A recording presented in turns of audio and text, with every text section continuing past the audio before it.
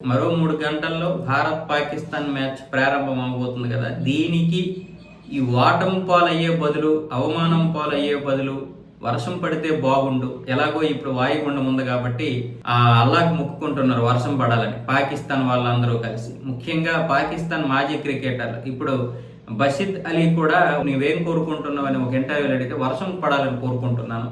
ఎందుకంటే భారత్ చేతిలో ఓడిపోయి అవమానం గురయ్యి కంటే మనం ఆడుతున్నామని చెప్పి వర్షం పడడం వల్ల మ్యాచ్ రద్దు అయితే వాళ్ళకు ఓ పాయింట్, మనకు ఓ పాయింట్ వస్తుంది.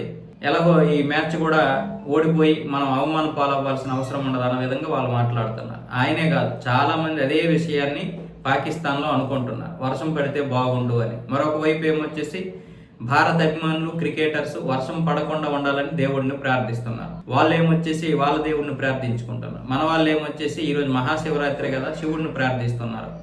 ఈ ఒక్కరోజు వర్షం పడకుండా ఉండాలి, లేదనుకుంటే కనీసం ఆ 3-4 గంటలైనా పడకుండా ఉండాలన్న విధంగా కోరుకుంటున్నారు. మరి ఏమవుతుందో చూడాలి. మరొక 2-3 గంటల్లో మ్యాచ్ అయితే ప్రారంభమవుతుంది. ఏదేమైనా సరే వరుణుడు మన వైపే ఉండేటట్లు ఉన్నాడు. ఏదైనా సరే వాళ్ళకి ఇక బడితి పూచి తప్పదు.